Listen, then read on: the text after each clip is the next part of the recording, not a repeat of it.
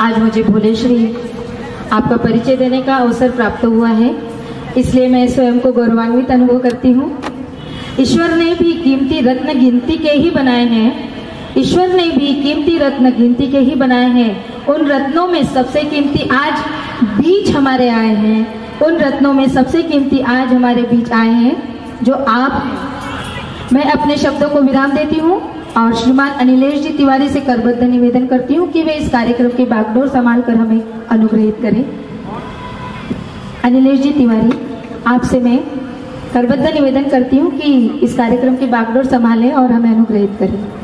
मन में एक ही भाव हो कि संसार में केवल दो तरह के लोग हैं। एक वे लोग हैं जो समस्याओं को जन्म देते हैं और दूसरे वे लोग हैं जो समाधान को जन्म देते हैं। यदि पूरे संसार को दो भागों में विभाजित किया जाए तो एक वर्ग वो है जो समस्याएं पैदा करता है और दूसरा वर्ग वो है जो समाधान पैदा करता है। आज हम सभी जब यहाँ एकत्रित हैं तो ये संकल्प, ये भाव उभरे मन में कि हम सब अपने भीतर आज इस दीप यज्ञ में समाधान का दीपक प्रज्वलित करें और उसके प्रकाश से पूरे संसार को प्रकाशित करें। इस संकल्प, इस भाव के साथ सद्बुद्धि के मंत्र, समाधान के मंत्र, वेद मंत्र, गायत्री मंत्र का उच्चारण करेंगे। लंबी ओंकार ध्वनि के साथ आइए आज के इस परम पुनीत पावन सत्र का हम सभी भावपूर्वक शुभारंभ करें।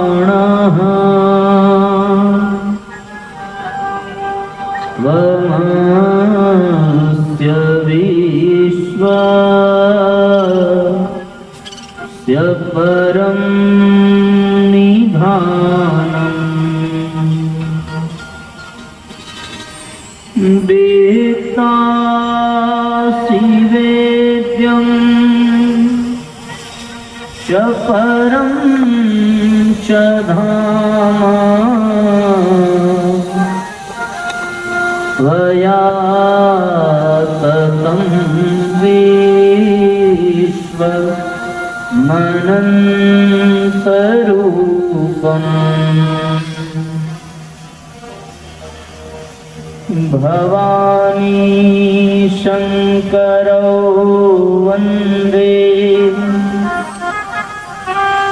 श्रद्धा विश्वास रूपिणौ याभ्यां विना न पश्यन्ति सिद्धः स्वान्तः स्थमीश्वरम् नमस्ते सते ते जगत कारणाय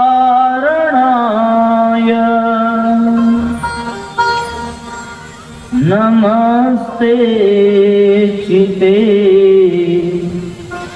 सर्वलोकाश्रयाय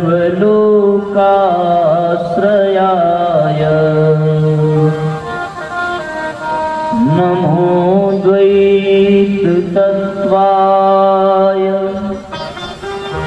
मुक्ति प्रदाय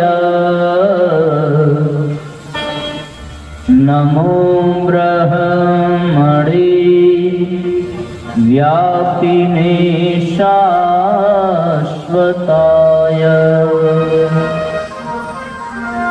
वर्णानामर्थ संघानां रसानां छन्दसामपि मंगलानां च कर्तारौ वन्दे वाणी विनायकौ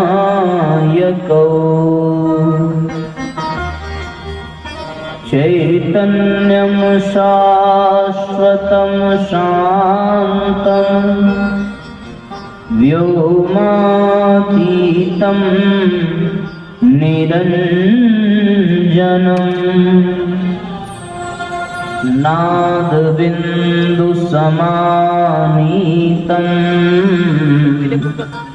तस्मै श्री गुरुवे नमः।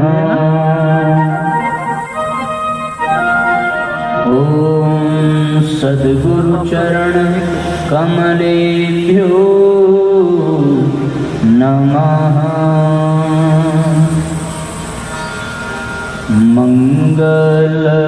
मंगलभाना अमंगलहारी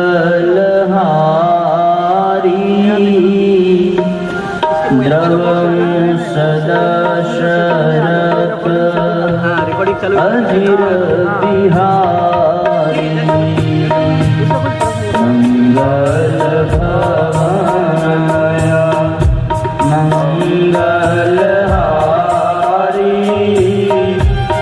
द्रवं सदा शरत अजिर बिहारी जय जय जय हनुमान गोसाई जय जय जय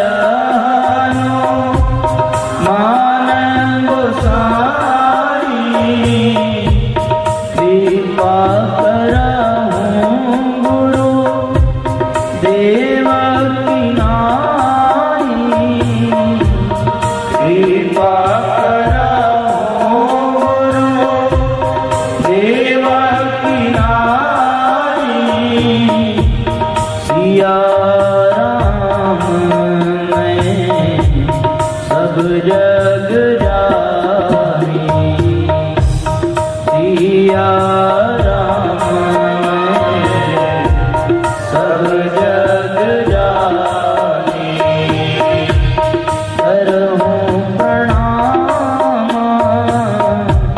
जोरी जुग पानी करहूँ प्रणाम जोरी जुग पानी।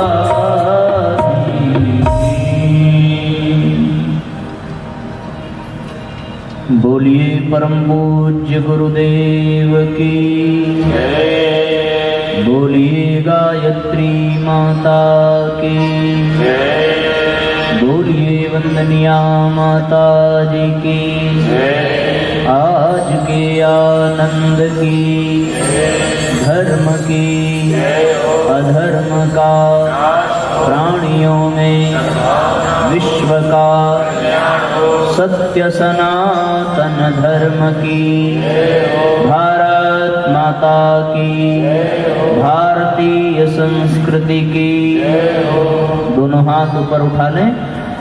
बोलिए बाबा विश्वनाथ की, गंगा मैया की, नमः पार्वती पतये हर हर महादेव।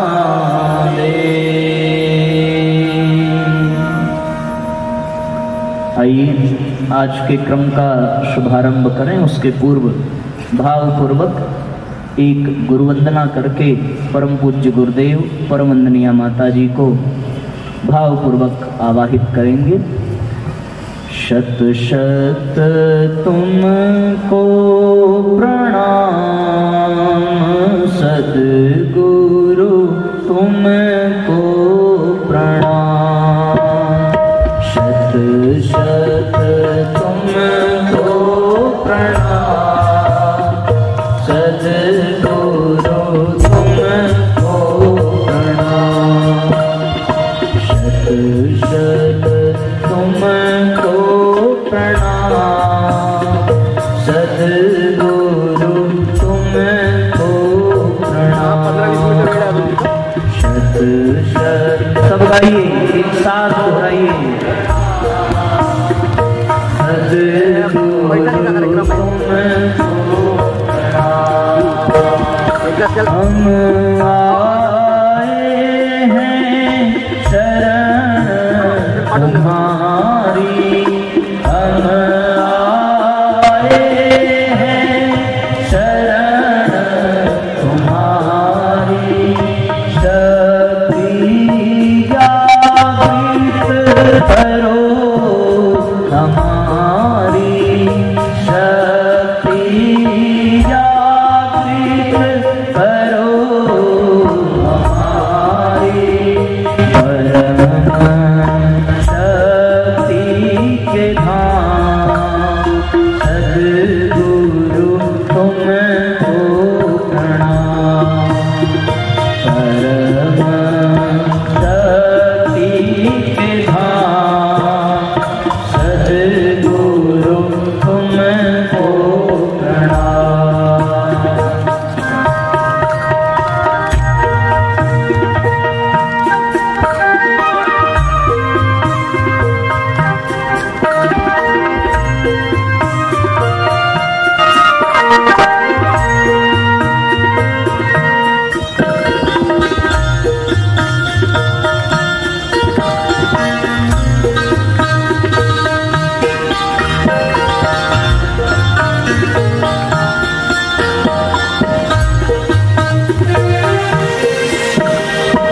ज्ञान रश्मि में ज्योत जगा दो, ज्ञान रश्मि में ज्योत जगा दो। पुर में भक्ति का दीप जला दो, पुर में भक्ति का दीप जला दो। कीर्ति होय जपना सद्गुरु तुमको प्रणाम।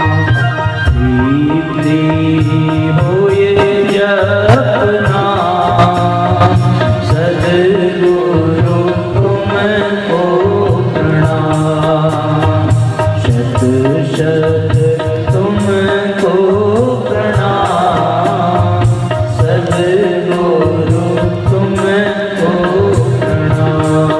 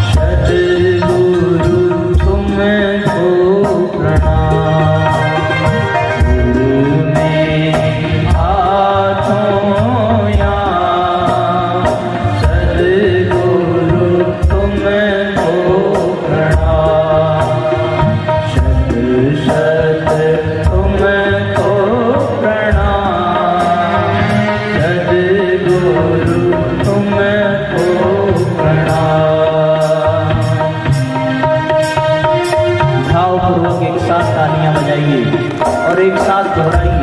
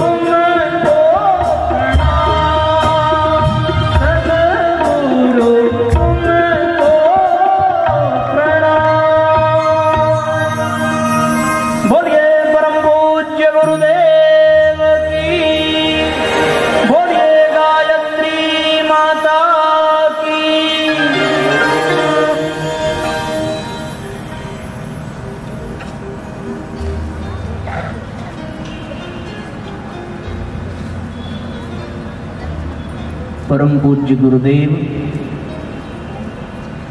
युग ऋषि, युग व्यास, युग वशिष्ठ,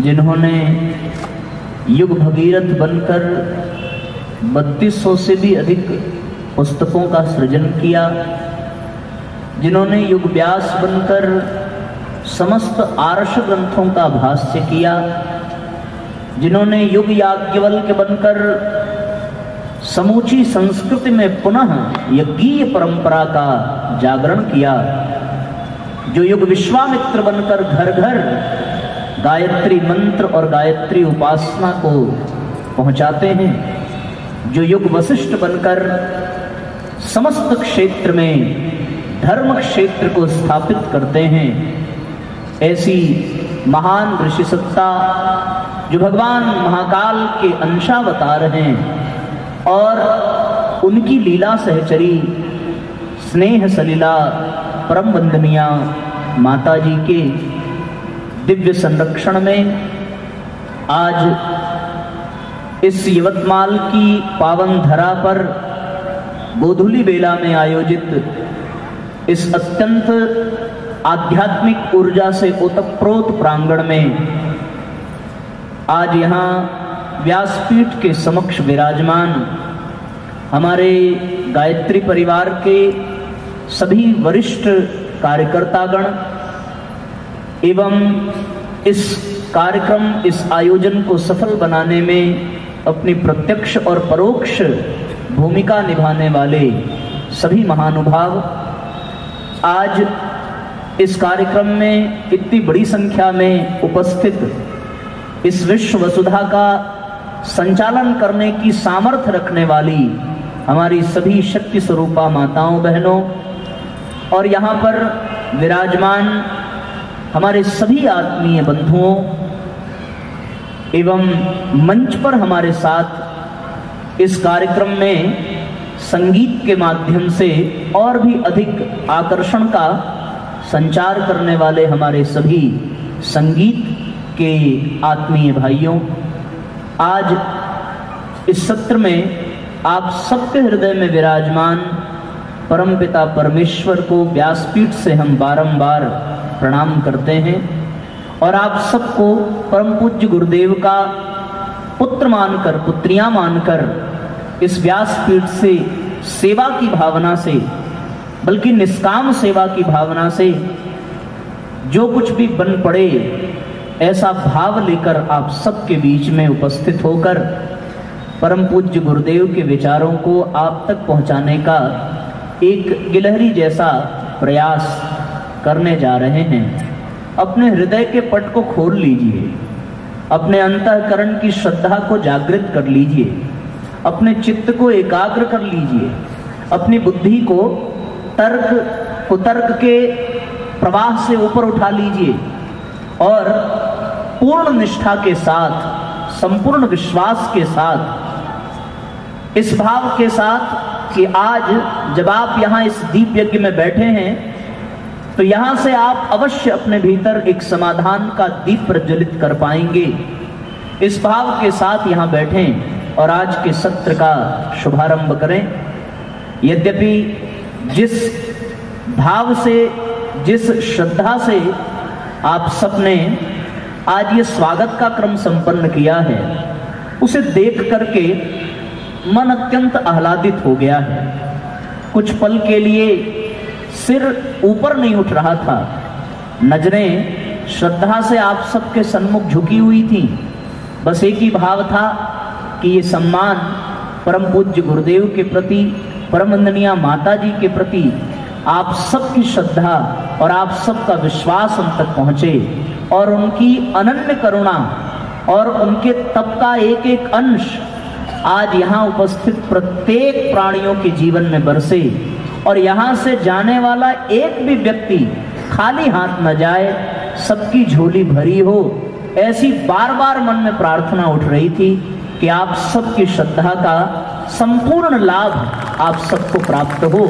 और इसमें कोई संदेह भी नहीं है, क्योंकि भगवान तो भाव के ही भूखे हैं। जब आपने मुझ जैसे तुच्छ इंसान को भगवान बना दिया तो जो साक्षात भगवान है उसके प्रति आपकी श्रद्धा कैसी होगी। आप सब तो श्रद्धा में आज मुझे एकलव्य जैसे दिखाई पड़ते हैं, जिन्होंने अपने श्रद्धा के बल पर धनुर्विद्या सीख ली। आज तो आप श्रद्धा के बल पर आज आप शबरी के समान दिखाई पड़ते हैं, जिन्होंने अपने द्वार पर राम को आने के लिए विवश कर दिया। और एक क्षण के लिए मेरे मन में ये पाप भी आया, क्योंकि साथियों आप सबको संभवतः जानकारी न हो, कल 9 बजे रात में फ्लाइट थी वाराणसी से यहाँ आने की और वो मौसम के कारण कैंसिल हुई। एक बार तो हिम्मत जवाब दे गई, क्योंकि दूसरी टिकट बन रही थी हमारे यहाँ से लगभग 350 किलोमीटर दूर लखनऊ से, सवेरे 6 बजे। रात में हमने 9 बजे यात्रा प्रारंभ की, 3 बजे भोर में लखनऊ पहुंचे, वहां 6 बजे की फ्लाइट ली, आए दिल्ली में 9 बजे की फ्लाइट ली, 11 बजे आए नागपुर और नागपुर से 3 घंटे का सफर करके आए यवतमाल।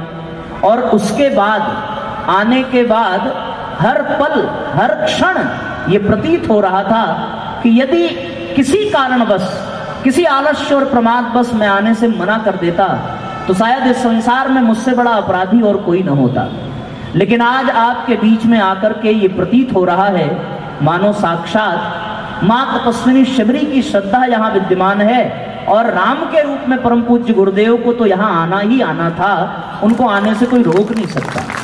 आपकी श्रद्धा को बारंबार नमन करते हुए, आपकी निष्ठा को बारंबार नमन करते हुए निर्धारित विषय की ओर बढ़ें। पर उसके पूर्व 2 व्यक्तित्व के प्रति विशेष आभार व्यक्त करते हुए, एक तो हमारी किरण ताई जी, मैं यहाँ आने से पहले उनको डॉक्टर किरण ही समझता था, पर आने के बाद अब अपने भी मन में भाव आ रहा है कि हम भी उनको ताई जी बोलें और वो इसको स्वीकार करें।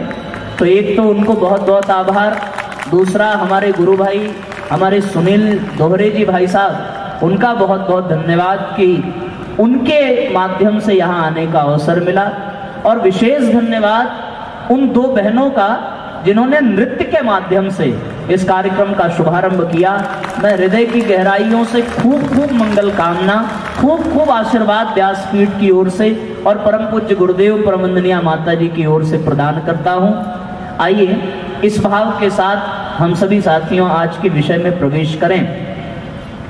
यदि गहराई से चिंतन करके देखें तो वास्तव में इस संसार में समस्याओं के सिवा और कुछ भी नहीं है। हर कदम पर, हर कोने में, हर कण में आपको समस्या ही समस्या मिलेगी। भगवान बुद्ध ने तो इस संसार को दुखालय कहा। दुखालय यानी दुख का घर।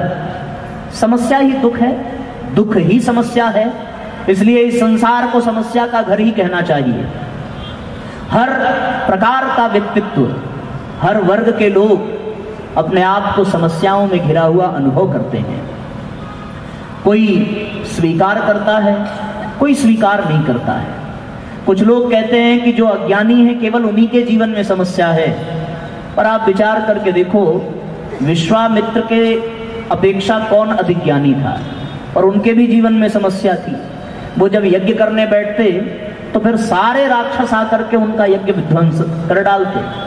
वो तो ज्ञानी थे, वो तो तप के पुंज थे, फिर भी उनके जीवन में समस्या थी।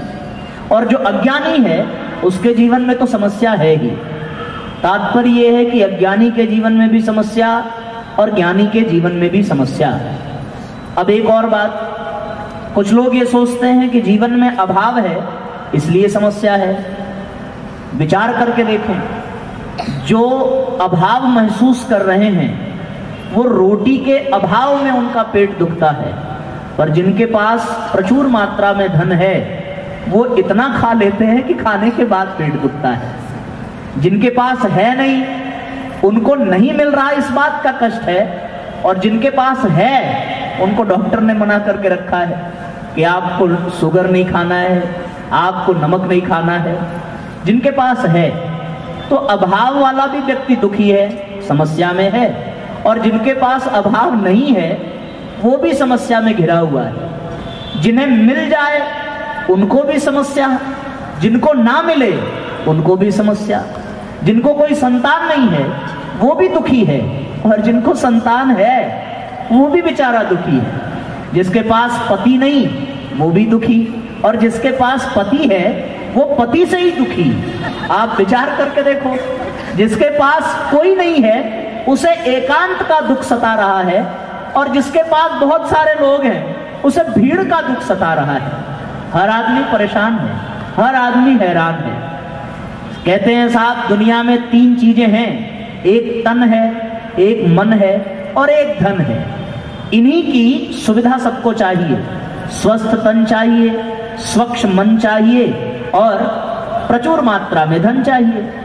हमने अपने तन को भी स्वस्थ न रख पाए, अपने मन को भी स्वच्छ नहीं रख पाए, और अपने धन को भी एकत्रित संजो करके रख नहीं पाए। आप कल्पना करके देखिए, जो स्वस्थ है वो भी परेशान, जो रोगी है वो तो परेशान ही है, जिसका मन निर्मल है वो भी दुखी है, और जिसका मन निर्मल नहीं है वो भी दुखी है। कारण केवल एक ही है, और वो कारण क्या हो सकता है, इस ओर मैं आपका ध्यान आकृष्ट करना चाहता हूं। पर उसके पहले ये भी प्रमाणित करना चाहता हूं कि इस संसार में कोई सुखी नहीं है। भरत इसलिए दुखी थे कि उनको अयोध्या का राज्य मिल रहा है, और दुर्योधन इसलिए दुखी था कि उसको मिल नहीं रहा है। बड़ी समस्या है। तो इसका तात्पर्य ये कि राज्य में सुख नहीं है। बड़ी विचित्र स्थिति है। आदमी जन्म ले तो जन्म लेते समय भी दुख है, रोते हुए पैदा होता है, और शास्त्र कहता है कि जन्मत मरत दुसह दुख होई, मरते समय भी दुख मिलता है। जिनको मरते समय दुख मिलता है वो लौट करके बता तो नहीं पाए, पर शास्त्र वचन है, इसलिए ये स्वीकार कर लिया जाए कि मृत्यु के समय भी दुख ही होता होगा, आनंद तो नहीं आता होगा। अगर आनंद आता तो हर आदमी मरने के लिए तैयार रहता, पर किसी को मरने की नहीं पड़ी है। सब जीना चाहते हैं, लेकिन दुख में भी जीना चाहते हैं। तो कोई ऐसा प्राणी नहीं है इस संसार में जिसको दुख ना हो। हर आदमी समस्याओं से घिरा है, हर आदमी परेशानियों से घिरा है। आप विचार करके देखें, यदि स्वस्थ शरीर में सुख होता, यदि स्वच्छ मन में सुख होता और यदि पैसे रुपए में सुख होता तो भगवान बुद्ध बुद्ध ही क्यों बनते? सिद्धार्थ थे और सिद्धार्थ राजकुमार के रूप में थे। बड़ी सुंदर स्त्री से विवाह हुआ, बड़ा सुंदर पुत्र था, राज्य की संपत्ति थी, नौकर चाकर पूरी निष्ठा से सेवा करते थे। एक बार रथ पे सवार होकर के निकले, रास्ते में वृद्ध को देखा, रास्ते में रोगी को देखा, रास्ते में शव को देखा। सारथी से पूछा, पता चला एक दिन उन्हें भी बूढ़ा होना है, एक दिन वो भी रोगी होंगे, एक दिन उनको भी मरना है, उनके भी जीवन का सारा सुख समाप्त हो गया। और इस दुख को न केवल अपने जीवन का बल्कि पूरे संसार के दुख को दूर करने के लिए वो सिद्धार्थ भगवान बुद्ध बने। आप परम पूज्य गुरुदेव के जीवन में झांक करके देखें, 2000 बीघे की जमीन के जमींदार थे उनके पिताजी। बहुत बड़ी संपत्ति थी, बहुत बड़ा घराना था। उसके बावजूद भी आंवल खेड़ा के गांव से एक जलता हुआ दीपक लेकर के निकले और तिल तिल कर अपने जीवन को जलाते रहे, गलाते रहे। कारण क्या? अपने दुख को दूर करने के लिए नहीं, इस संसार के दुख को दूर करने के लिए। भगवान जब जब इस दुनिया में आते हैं तो वो आते इसलिए हैं कि वो सबके दुख को दूर कर सकें। अन्यथा तो क्षीर सागर में भगवान का जो ऐसो आराम है उसे आप देखो, कौन छोड़ करके जाना चाहेगा? शेष सैया पर विराजमान, मुस्कुराते हुए अर्ध निद्रा में, और माता लक्ष्मी उनके चरण दबा रही हैं। अब वो अवतार लेकर के आवे, वन वन भटके, कभी जेलों में जन्म लें, ये दुख वो काहे वर्ण कर रहे हैं? कारण क्या है? हमारे आपके दुख को दूर करने के लिए, हमारे आपकी समस्या का समाधान करने के लिए। भगवान ही नहीं, जितनी भी महान आत्माएं इस धरती पर आती हैं केवल और केवल इसीलिए आती हैं कि उनके पास जो कुछ भी है उसे लेकर के वो इस समाज में पहुंचे और उनके समस्याओं के समाधान को उन्हें प्रदान करें। लेकिन जब चारों ओर दुखी दुख व्याप्त हो तो फिर आदमी करे क्या? ऐसी स्थिति में जिस दीप यज्ञ में हम बैठे हैं उन दीपकों से ही प्रेरणा लेने का मन करता है, क्योंकि अंधकार कितना भी घना हो, कितना भी दुस्सह हो, कितना भी भयावह हो, कितना भी परेशान करने वाला हो, दीपक कभी ये नहीं सोचता कि मैं अकेले जलूं या न जलूं। वो तो तुरंत अपनी लौ प्रकाशित करता है और जिस स्थान पर है उस स्थान पर वो अंधकार को आने नहीं देता। उसके अतिरिक्त कहीं भी अंधकार हो उससे मतलब नहीं है। पर हम जहां हैं कम से कम वहां तो समस्या ना हो।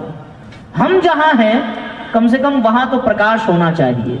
हम जहां हैं कम से कम वहां रोशनी हो, वहां उम्मीद हो, वहां आशा हो, वहां उत्साह हो, वहां उमंग हो। ये बहाना न चले कि इतने अंधकार को, इतनी समस्याओं को हम कैसे मिटा पाएंगे। देश की सीमा पर सुरक्षा करने वाला सैनिक ये नहीं सोचता कि बाकी सीमाएं सुरक्षित हैं या नहीं है। जिस सीमा के जिस क्षेत्र में वो विद्यमान है उस सीमा से कोई घुसपैठी, कोई आतंकवादी देश में न घुसे, जिम्मेदारी उसकी केवल इतनी ही है। तो हम सब आज एक दीपक बनने का प्रयास करें कि जहां हैं, जिस समाज में हैं, जिस परिवार में हैं, जिन लोगों के बीच में हैं, हम उनमें ऐसे प्राण का संचार कर दें, ऐसी ऊर्जा का संचार कर दें कि उनमें कभी कोई निराशा ना आ जाए, उनमें कभी कोई समस्या शेष न रह जाए। दुनिया में प्रारंभ में हमने कहा एक तो समस्या की कतार है और दूसरा समाधान का। इन दोनों के सिवा दूसरा कोई रास्ता नहीं है। यदि आप ये कहें कि हम समाधान की पंक्ति में नहीं रहेंगे और समाधान की पंक्ति में भी नहीं रहेंगे और समस्या की भी, तो तीसरी कोई लाइन नहीं है। यदि आप समस्या की पंक्ति में नहीं हैं तो अपने आप समाधान की पंक्ति में हैं, और यदि आप समाधान की पंक्ति में नहीं हैं तो अपने आप समस्या की कतार में खड़े हैं। तीसरा कोई विकल्प नहीं है। आज ये संकल्प करना है, आज एक भाव जगाना है कि हम समस्या नहीं समाधान बन करके जाएं, समाधान का उपचार लेकर के जाएं, और संसार में जितनी भी समस्याएं हैं उन सब समस्याओं को इन्हीं 3 बात पर आधारित कर दिया जाए। पहली समस्या इंसान के तन की है, दूसरी समस्या इंसान के मन की है और तीसरी समस्या इंसान के धन की है। इसके अतिरिक्त और कोई समस्या नहीं है। एक है अभाव, दूसरा है अज्ञान और तीसरा है अशक्ति। या तो वो शक्ति के अभाव में दुखी है, या तो वो ज्ञान के अभाव में दुखी है, या तो वो धन के अभाव में दुखी है। तीसरा और कोई कारण नहीं है। इसी को बहुत विस्तार से लिया जाए तो या तो वो व्यक्तिगत समस्याओं से परेशान है, या तो वो पारिवारिक समस्याओं से परेशान है, या तो वो सामाजिक समस्याओं से परेशान है।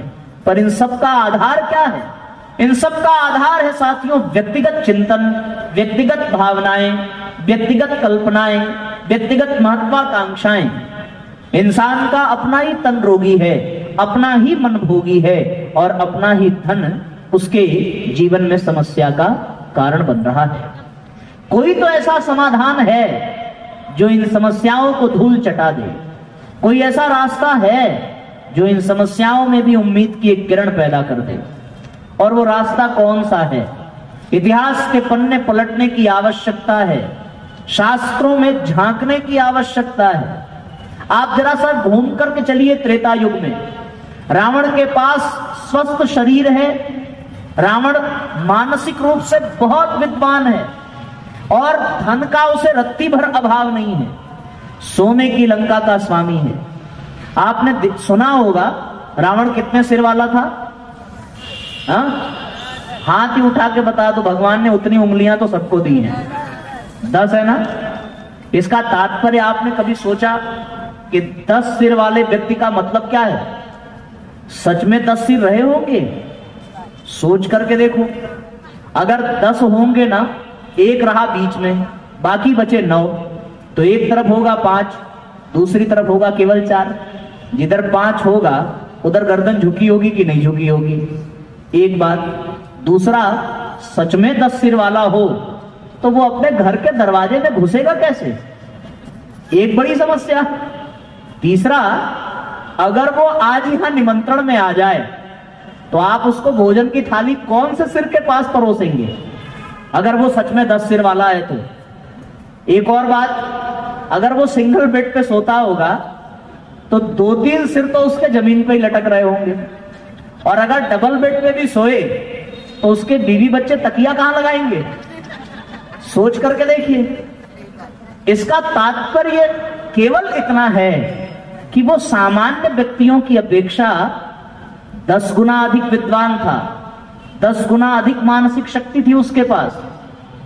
और 10 गुना अधिक मानसिक शक्ति होने के बावजूद भी, 10 गुना अधिक विद्वान होने के बावजूद भी, जिसको अमृत प्राप्त है नाभि कमल में, जिसे कोई मार नहीं सकता, ऐसा हृष्ट पुष्ट शरीर वाला, ऐसा अपार मानसिक बल वाला और ऐसी अपार संपदा वाला रावण भी तिल तिल की ठोकरें खाता है और तड़प तड़प करके मरता है। इसके ठीक विपरीत राम के पास क्या है? कुछ भी नहीं है। न रावण जैसा ज्ञान है राम के पास। यद्यपि राम भगवान हैं, राम ब्रह्म परमार्थ रूपा, पर सामान्य दृष्टि से देखें तो वो एक राजा के पुत्र ही तो हैं। उनके पास धन के नाम पर केवल गेरुआ वस्त्र है और कुछ भी नहीं है। शरीर स्वस्थ है, लेकिन जो 56 व्यंजन रावण रोज खा रहा है, राम को जंगल में मिल रहा होगा? केवल कंदमूल फली तो खा रहे होंगे, केवल नदी का पानी ही पी रहे होंगे। ऐसी स्थिति में राम शरीर से भी कमजोर, पैसे से भी कमजोर, और रावण वेदों को स्वर देने वाला है। रावण एक ऐसा विद्वान है कि जिसके द्वारा रचित शिव तांडव स्तोत्र जब तक पढ़ा ना जाए तब तक भगवान शिव प्रसन्न नहीं होते। आप कल्पना करके देखो उसकी मानसिक स्थिति क्या रही होगी। जिसने सारे ग्रह नक्षत्रों को अपने पास बांध रखा है, उसके पास किसी चीज का अभाव नहीं है, फिर भी वो रावण पराजित हुआ कि नहीं हुआ? कल्पना करो। और राम ये सारी चीजें नहीं हैं, फिर भी विजयी हुए। विजयी हुए तो तात्पर्य क्या निकला? तात्पर्य निकला कि धन के अभाव की समस्या तन के रोगी होने की समस्या और मन के कमजोर होने की समस्या का समाधान इस संसार में है। और वो समाधान क्या है? सारी समस्याएं एक तरफ और सब समस्याओं का समाधान एक तरफ। और वो समाधान है साथियों, केवल और केवल अध्यात्म। एक शब्द जो यहां से मैं बोल रहा हूं, वो शब्द अध्यात्म है। ये अध्यात्म दुनिया की सारी समस्याओं का एकमात्र समाधान है। परम पूज्य गुरुदेव ने अध्यात्म के ऊपर कई पुस्तकें लिखी हैं। अध्यात्मवादी भौतिकता अपनाई जाए, अध्यात्म क्यों, कैसे, ये सारी पुस्तकें जो यहाँ के गायत्री परिवार के परिजन होंगे उन्होंने देखा होगा, पढ़ा होगा। प्रज्ञा पुराण के प्रथम खंड में द्वितीय अध्याय में अध्यात्म दर्शन प्रकरण पूज्य गुरुदेव ने लिखा है। और सार सबका साथियों एक ही है, वो ये है सारी समस्याओं का एकमात्र समाधान, और वो है आध्यात्मिक विचारधारा, वो है आध्यात्मिक दृष्टिकोण, वो है आध्यात्मिक जीवन शैली, वो है आध्यात्मिक जीवन पद्धति, जिसको अपना करके हम अपने तन के रोगी होने की समस्या का भी समाधान पा सकते हैं, जिसको अपनाकर हम अपने मन को भोग से बचा करके समाधान पा सकते हैं, और जिसको अपनाकर हम साथियों अपने जीवन में धन के दुरुपयोग से उत्पन्न होने वाली समस्या का भी समाधान पा सकते हैं। आप दुनिया के किसी भी क्षेत्र में चले जाइए और कोई भी समस्या उठा करके देखिए, यदि उन समस्याओं का एकमात्र उपाय किसी कोने में है तो वो केवल और केवल अध्यात्म में मिलेगा और कहीं मिलने वाला नहीं है।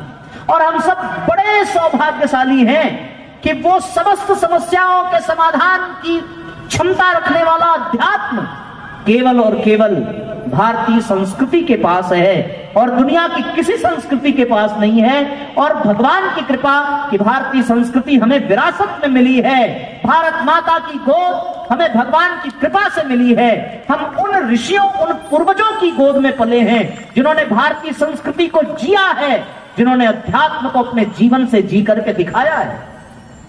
इसके लिए कहीं जाने की जरूरत नहीं है, किसी और दुनिया में प्रवेश करने की जरूरत नहीं है। केवल अध्यात्म के ताले को खोल लिया जाए तो संसार की सारी विभूतियां आपके पास मिलती चली जाएंगी। स्वामी विवेकानंद से किसी पत्रकार ने पूछा था कि आप विदेश गए, वहां के लोगों को आपसे लाभ मिला, लेकिन आपको क्या मिला?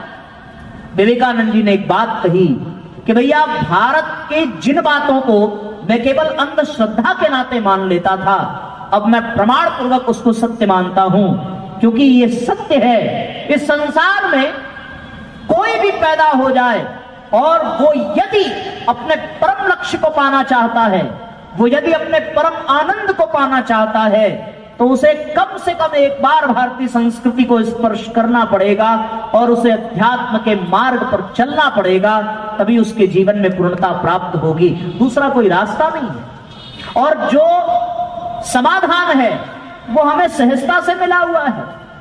भगवान का बेटा, भगवान का पुत्र होने के बावजूद किसी और के सामने झोली फैलावे तो ये कितने बड़े आश्चर्य की बात है ना।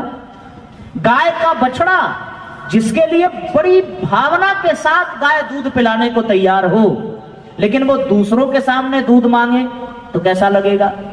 तो समस्या है कि नहीं है? आप कल्पना करके देखिए। हम सब को बड़े भाव से गायत्री माता की आंचल मिली, हम सबको बड़े सौभाग्य से परम पूज्य गुरुदेव जैसे ऋषियों का सानिध्य मिल रहा है। हम सबका बड़ा भाग्य है कि हमें भारत जैसा देश मिला। हम सबका परम सौभाग्य है कि हमें भारतीय संस्कृति मिली, और हम सबका सबसे बड़ा सौभाग्य है कि हमें बड़े भावपूर्वक और बड़ी सहजता से अध्यात्म के वो स्वर्णिम सूत्र मिले हैं जिन पर यदि हमने ध्यान दिया होता तो आज हमारे देश में, हमारे जीवन में, हमारे परिवार में, हमारे समाज में कोई समस्या नहीं होती।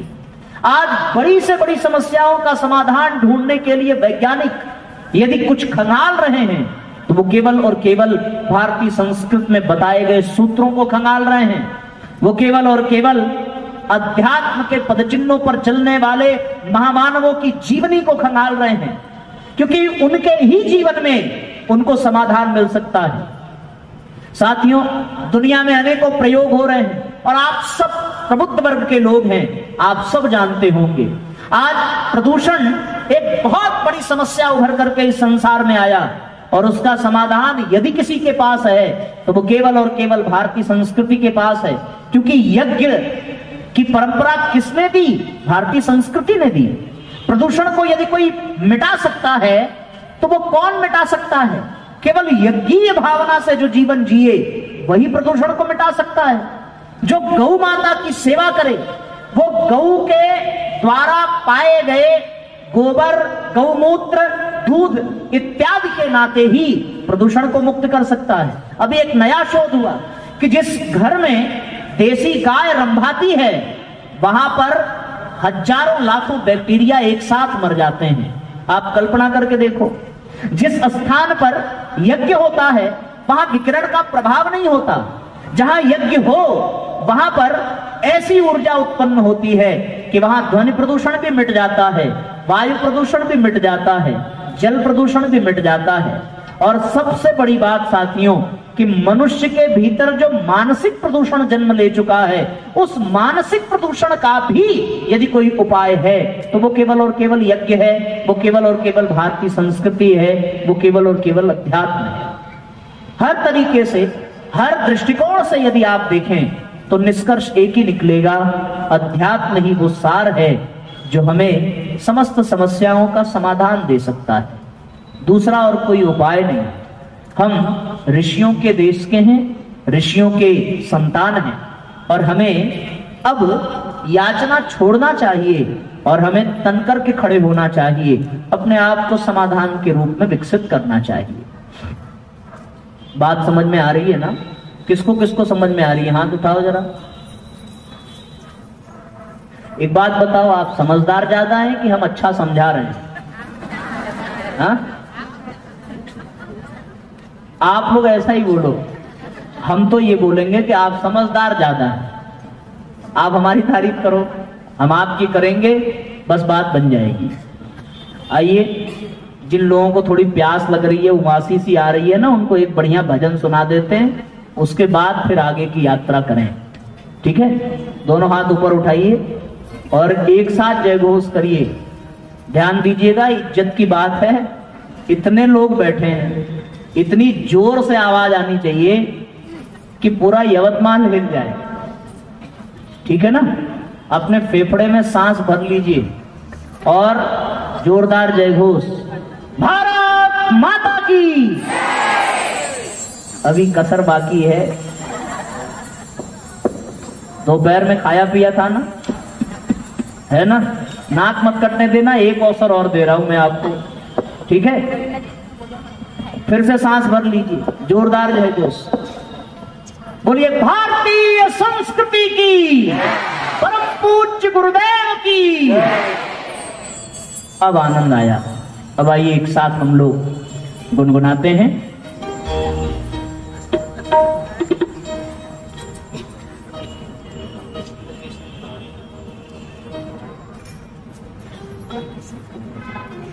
ओ हम ऋषियों की संतान हैं, दुनिया को दिखा दो। ओ सपूतों भारत की तकदीर जगा दो। ओ सपूतों भारत की तकदीर जगा दो। हम ऋषियों की संतान हैं, दुनिया को दिखा दो। हम ऋषियों की संतान हैं, दुनिया को दिखा दो। ओ सपूतों भारत की तकदीर जगा दो। ओ सपूतों भारत की तकदीर जगा दो। हम ऋषियों की संतान हैं, दुनिया को दिखा दो। हम ऋषियों की संतान हैं, दुनिया को दिखा दो। ओ सपूत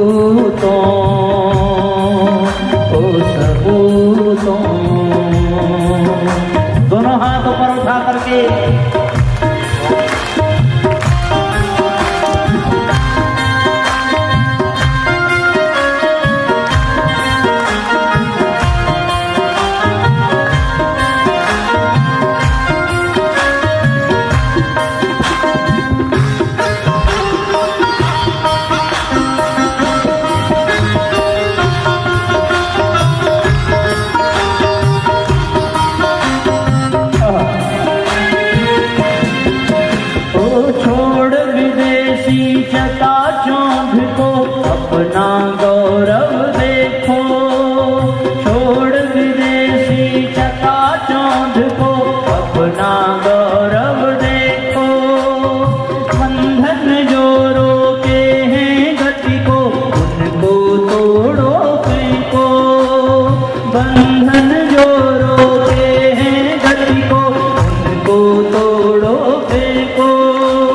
जन जन में फिर देवों सा, जन जन में फिर देवों सा ईमान जगा दो। हम ऋषियों की संतान है, दुनिया को दिखा दो। हम ऋषियों की संतान है, दुनिया को दिखा दो। हाथ ऊपर होने चाहिए, तालियां एक साथ बजाइए और एक साथ दोहराइए।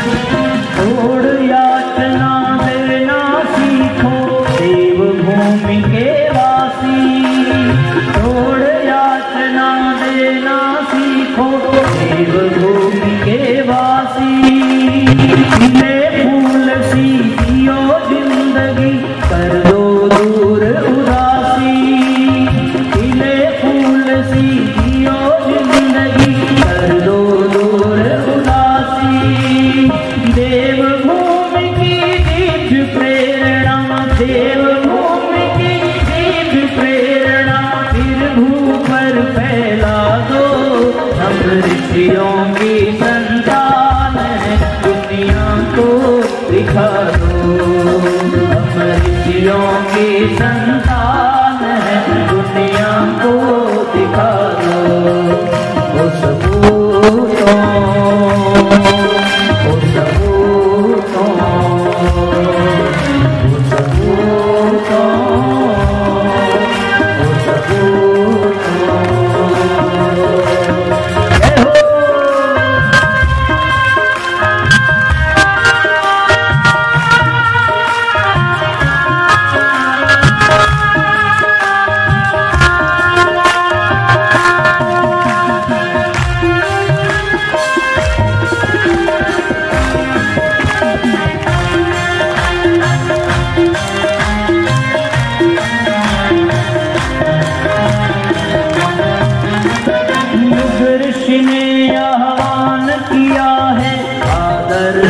की राह पर युग ऋषि ने आह्वान किया है, आदर्शों की राह पर।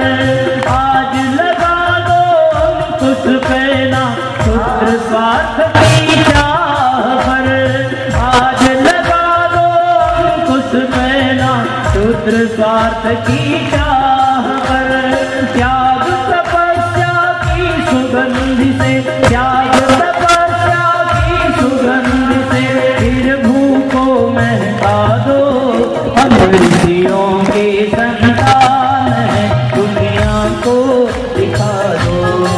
हम ऋषियों की संतान है, दुनिया को दिखा दो।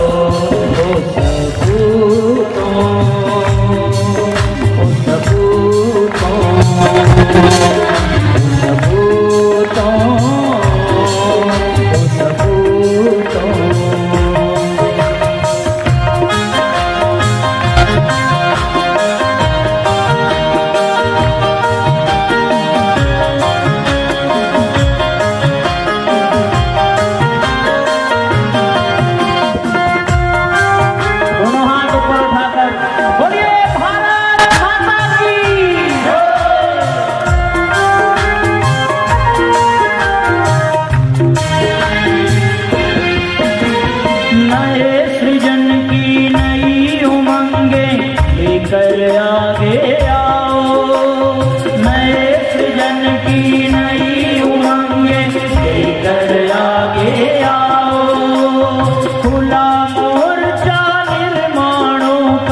मिलकर कदम बढ़ाओ, खुला मोर्चा निर्माणों का मिलकर कदम बढ़ाओ।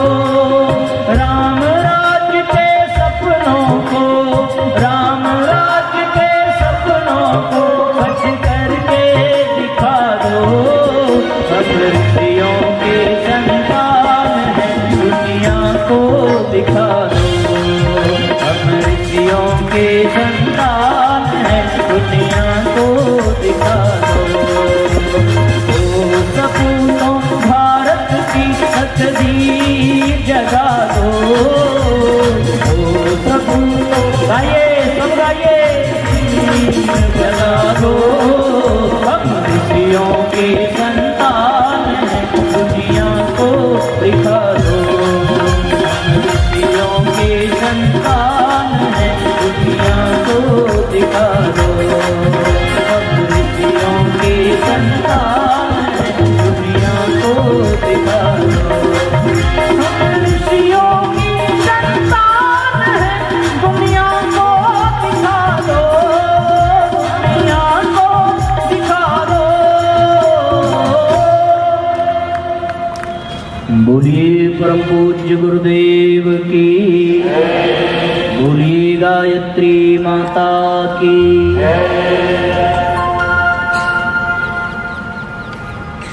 बढ़िया लगा? किसको किसको लगा? हाथ उठाओ। बहुत बढ़िया। आप लोगों को भी देख के ना बहुत अच्छा लग रहा है। सब लोगों ने इतनी जोरदार तालियां बजाई और सबने दोहराया था। आप लोगों ने, हम सुन तो नहीं पा रहे थे। सच्ची बताना कौन कौन दोहरा रहा था? हाथ उठाओ। अरे वाह, ताली बजाओ आप अपने लिए एक बार। जो अपने लिए जो बजाए वो भारतीय संस्कृति का नहीं होता। हमारे संगीत के भाइयों के लिए भी बजाइए ना, इतना बढ़िया इन लोगों ने। हाँ, अब हिसाब बराबर हुआ। थोड़ा हमारे लिए भी बजा दो। धन्यवाद। आइए हंसते खेलते अब हम लोग फिर से थोड़ा गंभीर हो जाएं और जिन सूत्रों पर विचार कर रहे हैं उसकी ओर थोड़ा आगे बढ़ें। चर्चा साथियों केवल यही चल रही थी कि सारी समस्याओं का समाधान केवल अध्यात्म में।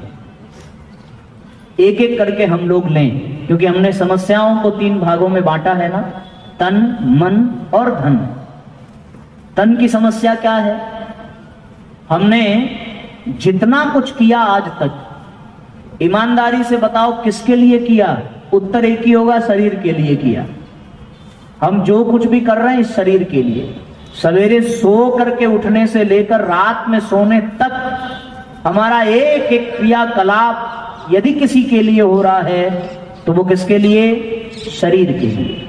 मैं आपसे पूछता जाऊंगा और आप ईमानदारी से जवाब देते जाना। आप सवेरे सो करके उठे किसके लिए? बोलो, शरीर के लिए। क्यों? और काहे उठेंगे? ना आदमी को भूख न लगे तो वो उठे ही क्यों? तो आप सो करके उठे शरीर के लिए। आपने ब्रश किया किसके लिए? जरा जोर से आवाज निकालो ना। स्नान किया किसके लिए? कपड़े पहने किसके लिए? भोजन किया किसके लिए? परिवार बसाया किसके लिए? व्यापार किया शरीर के लिए। रिश्तेदार बनाए शरीर के लिए। समाज में हमने जो कुछ भी किया सब शरीर के लिए। जेवर खरीदे किसके लिए? मेकअप किसके लिए किया? डांस पार्टी में किसके लिए गए? और रात में सोने गए तो किसके लिए सोए? शरीर के लिए। सब काम शरीर के लिए किया। अब बताओ, शरीर खुश है? नहीं ना? स्वस्थ है? नहीं। क्या फायदा करने से? बेकार की मेहनत। रगड़ रगड़ करके इसको चमकाया, पूरी जवानी दूध मलाई खिलाई और इस उम्मीद से खिलाई कि जब बूढ़े होंगे तो चारों धाम की यात्रा करेंगे। सबसे पहले किसने मना किया यात्रा करने से? किसने? शरीर ने। जो लोग कुर्सी छोड़ के जमीन पे नहीं बैठ पाए, क्यों नहीं बैठ पाए? अरे बुरा मत मानना, उसमें मैं भी हूं। मैं भी तो नहीं बैठ पाया, लेकिन मैं बैठ सकता था, क्योंकि दिक्कत उनको है जिनके पास घुटने हैं। भगवान की बड़ी कृपा, अपने पास घुटने ही नहीं है। यहां से पैर कट गया, बहुत आराम है। हमारे साथ अब जब भी हम कार्यक्रमों में जाते हैं, लोग शिकायत लेके आते हैं कि महाराज घुटनों में बड़ा दर्द रहता है, कोई उपाय बताइए। मैं तो एकदम फ्रिक्वेंटली बोलता हूं, एक ही काम करो भैया, कटवा दो, बहुत आराम मिलेगा। पकड़ना सबको है, क्यों बाबूजी, है ना? 30-40 के बाद तो पकड़ना ही है। भगवान की ऐसी, न रहे बांस न बजे बांसुरी। सारी समस्या की जड़ है कौन? शरीर। ये ना आपका पूजा में मन लगने देता, ये ना आपको कथा में सुनने के लिए बैठने देता। और आप देखो, जितने लोग पानी का बोतल लेके बैठे, किसके लिए? शरीर के। ये तो भगवान की बड़ी कृपा है कि नाश्ता लेके नहीं बैठे, वरना तो अब तक वो भी चालू हो गया होता। अगर अलाउ होता तो कौन रोक पाता? हम यहां से बोलते रहते, आप टिफिन खोल के खाते रहते, हम तो कुछ कह भी नहीं पाते, क्योंकि आपको पूरी छूट है कि उधर से निकल जाओ। हम कहीं से नहीं निकल सकते, इसी में घिरे पड़े हैं। और तो और, इधर से निकले तो इधर 2 लोग बैठे हैं, इधर से निकले इधर 2 लोग बैठे हैं। हम लोग तो कहीं नहीं जा सकते, आप तो एकदम स्वतंत्र हैं। तो साथियों, मसला एक ही है, सब किया शरीर के लिए, और अंत में यदि सबसे पहले किसी ने धोखा दिया तो वो किसने दिया? शरीर ने दिया। अब अध्यात्म क्या कहता है? हमने कहा ना, समाधान कहां है? अध्यात्म में है। अध्यात्म क्या कह रहा है? शरीर माध्यम खलु धर्म साधनम। शरीर को साधन समझो, किसके लिए? धर्म के लिए। तो फिर कैसे? तब गुरुदेव का सूत्र याद आता है, और वो सूत्र क्या? शरीर को भगवान का मंदिर समझकर आत्म संयम और नियमितता द्वारा आरोग्य की रक्षा करें। शरीर को क्या समझना था? भगवान का मंदिर, और हमने शरीर को क्या बना दिया? खंडहर। मंदिर में कोई गंदी चीज जानी चाहिए, हाँ? लेकिन इसमें हमने क्या क्या डाल दिया? इसमें बर्गर डाल दिया, पिज्जा डाल दिया, कोल्ड ड्रिंक डाल दिया, मंदिर का सत्यानाश हो गया। और अंत में रोगी सब शरीर हुआ कि नहीं हुआ? अभी आपके सामने तो जीवन प्रमाण है। हमारे ये बाबूजी, इन्होंने, खावड़े बाबूजी, खावड़े नाम है, हमें क्या यूपी वाला एक्सेंट आ जाता ना, खावड़े वाला नाम भले खावड़े हो, पर आपने क्या अपने शरीर को मंदिर बना दिया और एक संकल्प ले लिया। 15 साल से केवल अंकुरित अन्न खा रहे हैं। परम पूज्य गुरुदेव ने शरीर को मंदिर बनाया। उन्होंने 24 साल तक छाछ और जौ की रोटी खाई। तो शरीर को यदि मंदिर बनाया होता, और आप कल्पना करके देखो, मंदिर बनाने का परिणाम क्या निकला? 7000 किलोमीटर की कलश यात्रा आप संपन्न करा चुके। आप बताओ, 7 किलोमीटर चलने में हालत खराब हो जाएगी। 7000 चल पाए, क्यों? क्योंकि शरीर को क्या बना दिया? मंदिर बना दिया। गीता में भगवान ने कहा है, युक्ताहार विहारस्य युक्त चेष्टस्य कर्मसु युक्त स्वप्नावबोधस्य योगो भवति दुःखः। अगर हमने अपना आहार विहार युक्त रखा होता, अपना परिश्रम युक्त रखा होता, अपना जीवन संयमित रखा होता, तो ये शरीर साथियों धोखा नहीं देता। किसी का नहीं धोखा दिया जिन्होंने रखा, जिन्होंने शरीर को मंदिर समझा, शरीर ने उनका साथ दिया।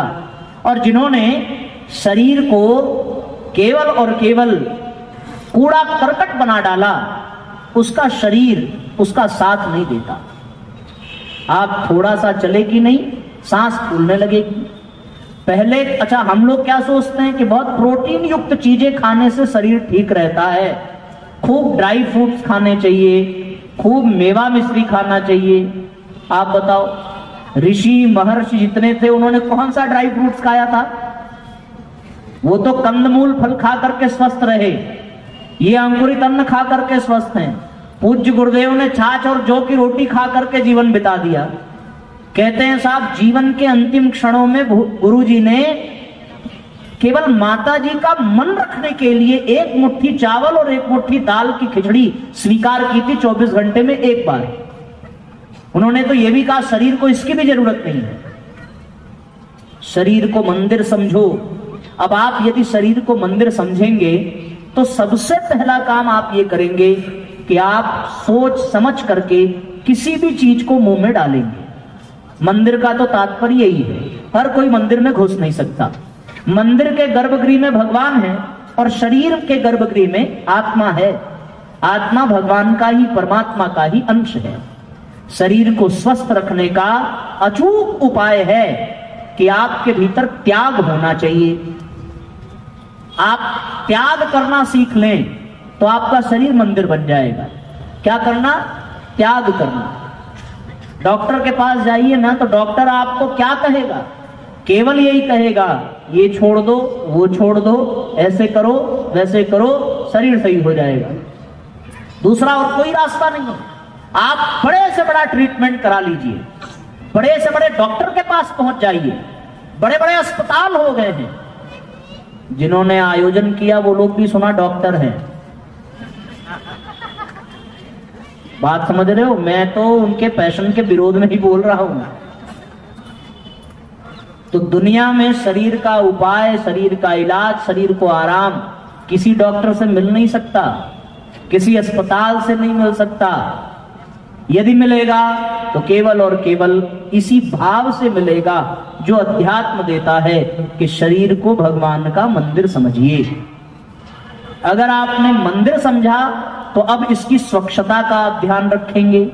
अगर आपने मंदिर समझा तो इसकी पवित्रता का ध्यान रखेंगे। अगर आपने मंदिर समझा तो इसमें कुछ चीजें अधिक ना हो जाएं, इसका भी ध्यान रखेंगे।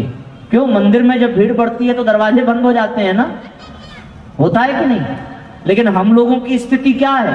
हम लोगों की स्थिति है कि कितना भी भीड़ बढ़ जाए पेट में, और पेट रो रो करके कहे कि महाराज बस करो, अब मत खाओ, लेकिन आदमी खाने वाला ससुराल में बैठा हो और सामने गुलाब जामुन हो,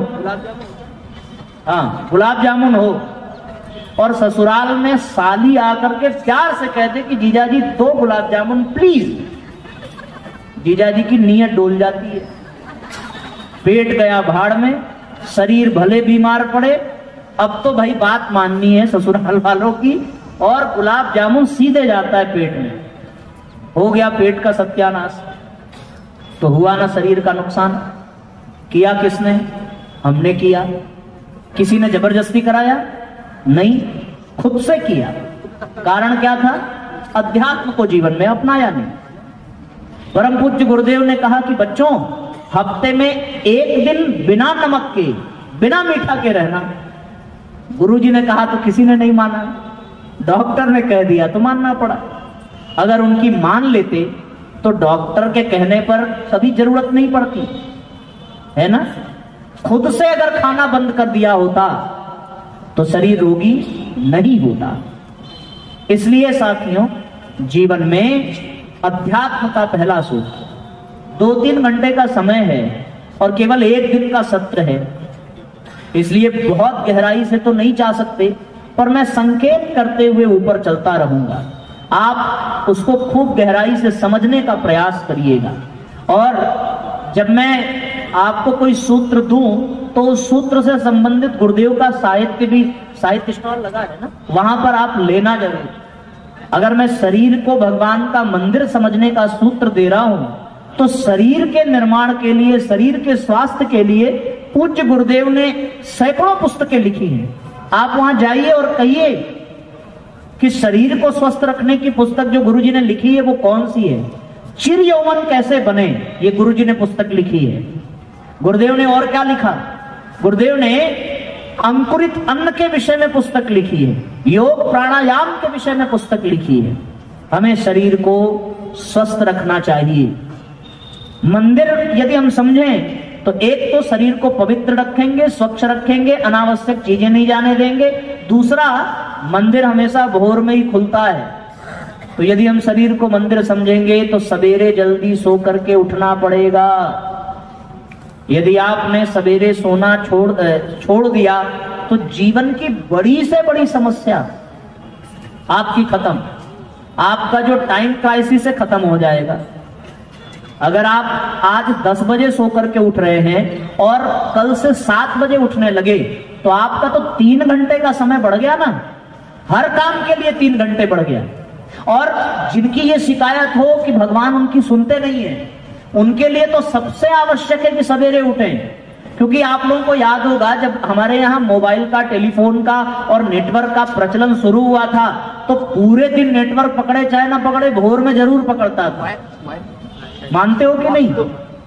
उसी तरीके से जब आप सवेरे जल्दी सो करके उठेंगे ना और फिर ध्यान में भगवान से कुछ कहेंगे तो तुरंत नेटवर्क पकड़ेगा और आपकी सारी बातें पूरी होंगी। दिन में हम लोग करते हैं 10 बजे के बाद, जब भगवान सबकी सुन करके वापस चल देते हैं। तो शरीर को यदि मंदिर समझेंगे तो सवेरे उठने लगेंगे। शरीर को मंदिर समझेंगे तो उसको स्वच्छ रखेंगे। शरीर को मंदिर समझेंगे तो उसको सुंदर बनाकर रखेंगे। और शरीर को मंदिर समझेंगे तो अनावश्यक कूड़ा करकट इसमें नहीं डालेंगे। और अगर ऐसा आपने कर लिया तो दूसरी वाली समस्या का भी समाधान मिलने लगेगा। क्योंकि जैसा खाए अन्न वैसा बने मन। दूसरी समस्या मन की ही तो है। मन की समस्या बड़ी गंभीर है। तन की एक बार तन का रोगी चल जाएगा, लेकिन मन का रोगी न चलेगा न दूसरों को चलने देगा। बड़ी समस्या। आज हर 7 व्यक्ति में एक मन का रोगी है। मन का रोग क्या? काम, क्रोध, लोभ, मोह, अहंकार, ईर्ष्या, द्वेष, ये सब मन के रोग हैं और ये हर मन में छुपे हुए हैं। किसी में कम, किसी में ज्यादा। अगर मन के रोगियों की बात आप सुने तब अध्यात्म का फिर दूसरा सूत्र क्या कहता है? विचार करके देखिए। मनेव मनुष्याणाम कारणम बंध मोक्षयो। ये मन ही बंधन का कारण है, मन ही मोक्ष का कारण है। ये अध्यात्म का सूत्र कह रहा है। गुरुदेव ने क्या सूत्र दिया कि मन को कुविचारों और दुर्भावनाओं से बचाए रखने के लिए स्वाध्याय एवं सत्संग की व्यवस्था रखेंगे। हम लोगों ने क्या किया? स्वाध्याय को गोली मार दी, सत्संग की हत्या कर दी और चले गए किटी पार्टी में, चले गए बर्थडे पार्टी में, चले गए एनिवर्सरी मनाने। अब बताओ वहां से मन आप कुविचारों से बचा करके ला पाओगे? बोलो जरा। आप किसी पार्टी में जाओ और आपकी पड़ोसन ने आपसे महंगा नेकलेस पहन लिया, हो गया बंटाधार मन का। आधा तो आदमी इसी चिंता में मर जाता है कि हम पहन के क्या जाएं, कहीं ऐसा ना हो कि हमसे अच्छा कोई पहन ले, कहीं ऐसा ना हो हमसे अच्छा कोई दिखे। अब सोचो जरा, मन की खुराफात यहीं से चालू हो जाती है। अगर हम सत्संग में आते तभी ये सब चीज दिमाग में नहीं आती। बताओ, यहां मन में आ रहा है, उन लोगों को कुर्सी बिठा दिया, हमको जमीन में बिठा दिया, ऐसा किसी के मन में आया? नहीं आया ना। क्यों नहीं आया? क्योंकि आप गुरु जी की छाया में बैठे हो, कोई मन में परेशानी नहीं है। आप अभी अपने घर चले जाइए, जितने लोग मुस्कुरा रहे हैं सबकी मुस्कुराहट खत्म हो जाएगी। लेकिन आप यहां बैठे हैं तो सबके चेहरे पर मुस्कान है कि नहीं? बताओ कारण क्या? क्योंकि यहां मन का इलाज हो रहा है, मन का उपचार हो रहा है। ऐसा नहीं है कि आपकी समस्याएं, जिनके ऊपर कर्ज होगा वो होगा ही, जिनके परिवार में पट्टी नहीं होगी वो अभी भी ऐसा ही होगा। लेकिन आप यहां आए, जमीन पर बैठे और उसके बाद भी जमीन पर बैठ करके भी मुस्कुरा रहे हैं। कारण क्या है? कि मन का उपचार हो रहा है, मन ठीक हो रहा है। और ये ठीक कहां हो रहा है? ये गुरुदेव के विचारों से हो रहा है, गुरुदेव के सानिध्य में हो रहा है। अगर हम अध्यात्म का सूत्र अपना लेते तो बात बन जाती। और अध्यात्म का सूत्र क्या कहता है? भगवान गीता में कहते हैं, सुख दुखे समे कृत्वा लाभा लाभो जया जयो ततो युद्धाय युज्यस्व पापम नैवम वाप्स्यसि। कि हे अर्जुन, सुख दुख लाभ हानि जय पराजय सब में अपने मन को एक समान रखना, और एक समान रख करके जब तू युद्ध करेगा तो तुझे युद्ध करने का कोई पाप नहीं लगेगा। ये कहां से सूत्र मिला? अध्यात्म से मिल रहा है, गीता से मिल रहा है। गुरुदेव के तप की पूंजी से निकला हुआ चिंतन वो ये सूत्र दे रहा है। और ये सूत्र केवल अध्यात्म में है कि मन का इलाज करना है तो कहां जाना पड़ेगा? स्वाध्याय की शरण लेनी पड़ेगी, सत्संग की शरण लेनी पड़ेगी, गुरु जी को स्वीकार करना पड़ेगा, तब मन जाकर के पवित्र बनेगा। आपने वो गीत सुना है, मन की तरंग मार लो बस हो गया भजन भजन, आदत बुरी सुधार लो बस हो गया भजन भजन, आदत बुरी सुधार लो, आदत बुरी सुधार लो, बस हो गया भजन भजन, आदत बुरी सुधार लो। मन की तरंग मार लो बस हो गया भजन भजन, मन की तरंग मार लो बस हो गया भजन भजन, आदत बुरी सुधार लो बस हो गया भजन भजन, आदत बुरी सुधार लो, आदत बुरी सुधार लो। अध्यात्म को अपनावे तो मन की समस्या भी मिट जाती है।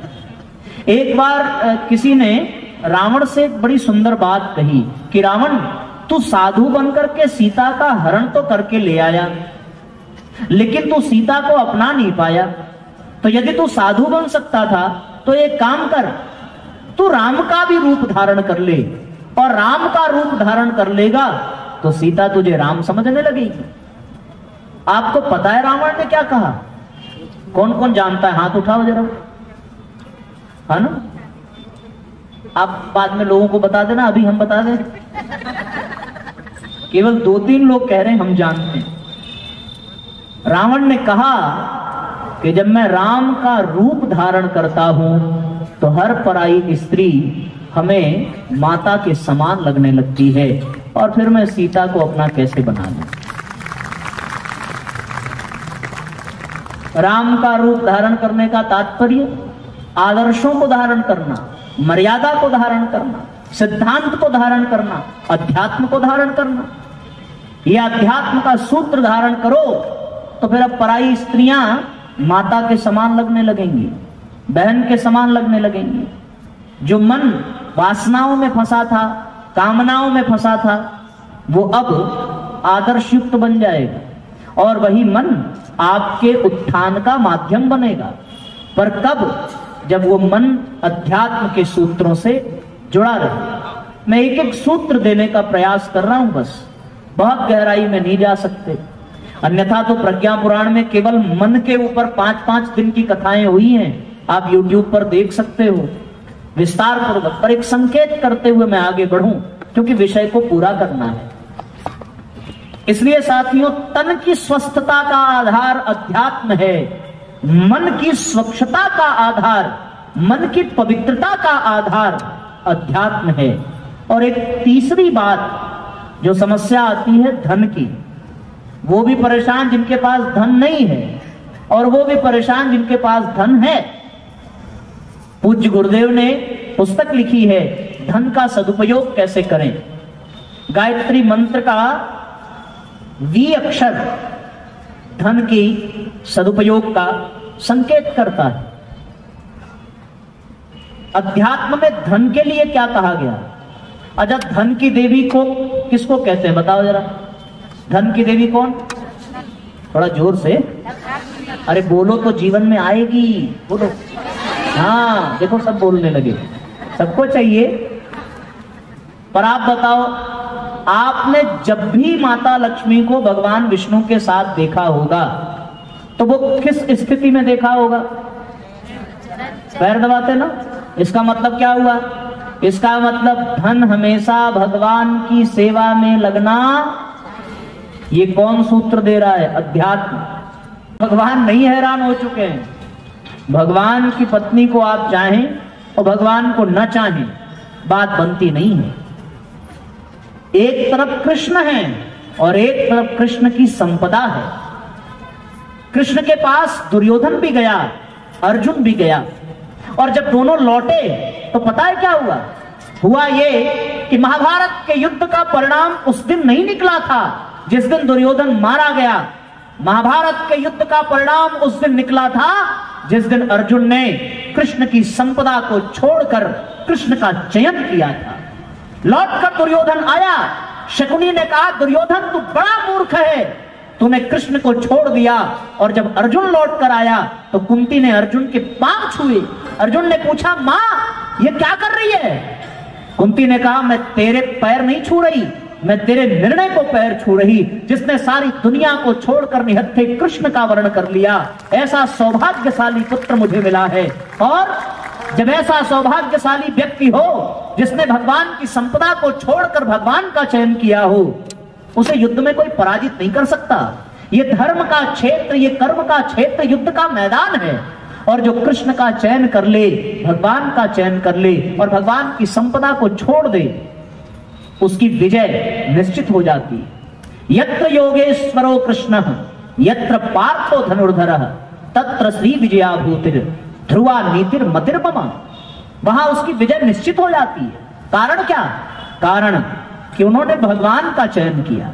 आपको पता है परम पूज्य गुरुदेव ने अपनी 2000 बीघे की जमीन बेच दी। किसके लिए? तपोभूमि के निर्माण के लिए। उन्होंने अपनी माता के नाम पर विद्यालय खुलवाए। और आपको यह भी जानकारी होगी कि जब गायत्री माता की मथुरा में स्थापना होने लगी तब वंदनिया माता जी ने अपने आभूषण बेच दिए। गुरुदेव ने कहा कि ये तुम्हारे आभूषण हैं। वंदनिया माता ने कहा कि मेरे आभूषण तो आप हैं, यदि आप हैं तो मेरा सारा गहना मेरे पास है, और यदि आप न हो तो ये आभूषण किस काम के? किसी काम के नहीं। उन्होंने गुरुदेव का चयन किया। और हम धन के पीछे भागते हैं। आपको पता है धन को एक शब्द कहते हैं दौलत। सुना है? दौलत का मतलब क्या? 2 लात वाला। ये जब आता है तब भी लात पड़ती है और जब जाता है तब भी लात पड़ती है। अगर धन आ जाए तो आदमी की लात पड़ती है पीठ पे और वो फिर अकड़ के चलता है, वो किसी को कुछ समझता नहीं है। और जब धन जीवन से चला जाए तो दूसरी लात पड़ती है पेट पे, फिर आदमी झुक के चलने लगता है। दौलत के पीछे भागने वाले कभी सुखी नहीं रह पाते। कुबेर ने सोने की लंका बनाई, भगवान शिव को भेंट करने गए। भगवान ने कहा हम क्या करेंगे लेकर के? रावण वहीं खड़ा था, कहने लगा प्रभु आप नहीं लेंगे तो हमें दे दीजिए। कुबेर ने कहा महाराज बिल्कुल मत दीजिएगा। 27 नक्षत्र और 9 ग्रहों के महल को इसने हड़प लिया है। 36 इसके पास पहले से है और ये 37वां मांग रहा है। भगवान शिव मुस्कुराए, कहने लगे 37वां भी इसको दे दो। जिसको 36 से संतोष नहीं हुआ उसको 37वें से भी होने वाला नहीं है। ये फिर कटोर की ठोकरें खाएगा। और परिणाम यही निकला कि सोने की लंका का स्वामी होने के बावजूद भी उसकी नजर हमेशा दूसरों की स्त्री और दूसरों के राज्य पर होती थी। वो रावण कभी चैन से बैठ नहीं पाया। कारण क्या? धन के पीछे भागता था। अगर वो धन के पीछे भागने की बजाय भगवान के पीछे जाता तो धन तो उसके पास अपने आप चला आता, अपने आप, बिना मांगे। ऐसा होता है। इसलिए साथियों, धन के लिए पूज्य गुरुदेव क्या कहते हैं? धन के लिए उन्होंने कौन सा अध्यात्म का सूत्र दिया? एक ही बात कही कि ये धन, ये संपत्ति समाज की धरोहर है। इसे समाज की धरोहर समझ करके उपयोग करो। जितना आवश्यक हो उतना अपने लिए, और उसके बाद जो बचे वो सब इस संसार के लिए। और जिन्होंने ऐसा किया उनके जीवन में कभी कोई अभाव नहीं था। एक और बात, ऐसे भी लोग जो ये विचार कर रहे हो कि हमारे पास तो पहले से ही अभाव है और आप कह रहे हैं साहब बांटो। हाँ, हम तो कह रहे हैं बांटो, क्योंकि बांटने से बढ़ता है। हमारा गायत्री परिवार जो यज्ञीय जीवन जीता है, यज्ञ की परंपरा पर चलता है। और यज्ञ है क्या? यज्ञ है अपनी संपत्ति को बांटने की विधा को यज्ञ कहते हैं। हमारे पास जो कुछ है वो समाज को दे देना यज्ञ है। हमारे पास घी है, आप अगर घी खाना चाहो तो अकेले खाओगे, पर यदि उस घी को आपने यज्ञ कुंड में डाल दिया तो पूरे वातावरण को वो घी मिल जाएगा। केवल मनुष्यों को नहीं, जीव जंतु वृक्ष आदि वनस्पतियों को भी वो घी का अंश मिलेगा। हमारे यहां यज्ञ होता है, यज्ञ बांटना सिखाता है, और जिसने बांटना सीख लिया उसके जीवन में कोई अभाव हो नहीं सकता। इसको आप लिख करके जाइए। सुदामा ने बांटना सीखा था। 3 मुट्ठी चावल लेकर के गया और 3 मुट्ठी चावल बांटा तो भगवान ने क्या दिया आप सबको पता है। पहली मुट्ठी जो खाई प्रभु ने, स्वर्ग का वैभव दान किया है। दूसरी मुट्ठी जो खाई तब तो पृथ्वी का वैभव सौंप दिया है। तीसरी मुट्ठी जो खाने चले तो लक्ष्मी ने हाथ को रोक लिया है। अपना निवास भी दान में दे रहा, कैसा दानी ये मेरा पिया है। कैसा दानी ये मेरा पिया है। जिसने देना सीख लिया उसे सब मिल जाता है। द्रौपदी ने अपने आंचल के कुछ टुकड़े दिए थे, भगवान ने साड़ियों का अंबार लगा दिया। सुदामा ने कुछ अनाज दिया, तीनों लोगों का स्वामी हो गया। केवल देना सीखें तो धन के लिए भी अध्यात्म का सूत्र यही है कि हमें देने आना चाहिए। हम देना सीख लें तो जीवन में अध्यात्म उतरने लगता है, और जिसने अपने जीवन में अध्यात्म को धारण किया उसका जीवन धन्य बनता चला गया। मैं एक बार फिर से समराइज करूं और एक ही बात निष्कर्ष कि जब जीवन में समस्या हो तो समाधान केवल अध्यात्म की झोली में है। और अध्यात्म की झोली क्या है, जिसमें हमें भारतीय संस्कृति ये सिखाती है कि हम शरीर को मंदिर समझें, मन को कुविचारों से बचाए रखने के लिए स्वाध्याय करें और धन का सदुपयोग समाज के कल्याण में करें। इसके लिए साथियों आपको 2-3 मिनट में एक छोटी सी बात बता दूं। मन को सुंदर बनाने के लिए आप आज से स्वाध्याय करना। कौन कौन स्वाध्याय करता है, हाथ उठाओ जरा। बहुत कम लोग हैं। अच्छी पुस्तकों का चिंतन करना, अच्छी पुस्तकों की चर्चा करना, उसके विचारों को जीवन में उतारना, उसको स्वाध्याय कहते हैं। आपको मैं अभी जैसे जानकारी दी गई आपको कि हम लोग एक स्वाध्याय का कार्यक्रम चला रहे हैं जिसके 1325 दिन पूरे हो गए, और अब तक उसमें 100 से भी अधिक पुस्तकें गुरुजी की हम लोगों ने पढ़ा दी, और वो सारा YouTube चैनल पर है। आप गायत्री शक्तिपीठ वाराणसी लिख करके सर्च करिएगा या फिर अनिलेश तिवारी लिख करके सर्च करिएगा। आपको उस पर प्रतिदिन रात्रि 8 बजे पूज्य गुरुदेव के साहित्य का स्वाध्याय लाइव करने का सौभाग्य मिलेगा। आप उसमें अपने प्रश्न भी पूछ सकते हैं, उसकी चर्चा भी आप कर सकते हैं। जो लोग चाहें वो ऐसा कर सकते हैं। एक और जानकारी मैं आपको दूं, गायत्री तीर्थ शांति कुंज हरिद्वार का भी YouTube चैनल है जिस पर पूज्य गुरुदेव के साहित्य पढ़ाए जाते हैं। सबके घर में रामायण गीता की पुस्तकें हैं। आपको जीवन में प्रतिदिन आधे घंटे का स्वाध्याय करना ही चाहिए। शरीर को सुंदर बनाने के लिए आप अपने जीवन में उपवास को स्थान दीजिए। कुछ हफ्ते में कुछ घंटे, कुछ एक दिन कम से कम बिना कुछ खाए रहें, जिससे शरीर स्वस्थ रह सके। और साथियों, मन को सुंदर बनाने के लिए जैसे आप स्वाध्याय को स्थान देंगे, उसी प्रकार गायत्री मंत्र कौन कौन जपते हैं, हाथ उठाओ जरा। सारे लोग जपते हैं, बहुत सुंदर। बड़ा सौभाग्य है कि आप सब ऐसा कर रहे हैं। फिर विशेष बताने की आवश्यकता नहीं है, पर इतना ही कहूंगा साथियों कि गायत्री मंत्र समस्त समस्याओं का समाधान है। जो भगवान से सद्बुद्धि की प्रार्थना करता है, सन्मार्ग की प्रार्थना करता है, सद्बुद्धि और सन्मार्ग आ जाए तो जीवन धन्य बन जाता है।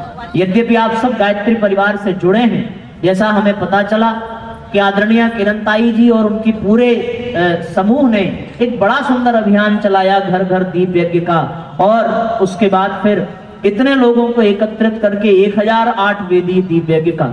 तो निस्संदेह आप घर घर गए होंगे तो गायत्री मंत्र बताया होगा, और आप सब लोगों ने जब हाथ उठा करके ये प्रमाणित कर दिया कि आप सब गायत्री जपते हैं, तो आपसे बड़ा सौभाग्यशाली इस संसार में कोई नहीं है। फिर आपके जीवन में अध्यात्म का सूत्र बिना प्रयास के उतरता चला जाएगा। बस अब अपने जीवन में स्वाध्याय को उतार लीजिए, क्योंकि गायत्री सद्बुद्धि की देवी है, और सद्बुद्धि सद्ज्ञान से मिलता है, और सद्ज्ञान सत्साहित्य से मिलता है जो पूज्य गुरुदेव ने लिखा है। इतना ही क्रम आप अपना लें, और आपके पास जो कुछ भी भगवान ने दिया है उसे आप संसार के कल्याण में, समाज के उत्थान में लगाना प्रारंभ कर दें, तो आपके धन का भी परिमार्जन हो जाएगा। शास्त्र कहता है शरीर की शुद्धता स्नान से होती है, मन की शुद्धता ध्यान से होती है, और धन की शुद्धता दान से होती है। हम उचित दृष्टिकोण के साथ ऊंचे उद्देश्य के लिए कुछ न कुछ अपने जीवन का अंश समाज के हित में, संसार के हित में लगावें। इतना ही सूत्र आज आपसे कह सकने का संयोग बना। अपनी झोली में गुरुदेव की कृपा से जो सूत्र लेकर के आया वो आपके सामने हमने परोसने का प्रयास किया। बहुत कम समय में जितनी बातें हो सकती थी अपनी योग्यता के अनुसार हमने रखी। यदि किसी बात से कोई त्रुटि हुई हो तो आप उसको हमारी अज्ञानता समझ करके क्षमा भी करेंगे, और अपना भाई अपना पुत्र समझ करके अपना स्नेह भी देंगे।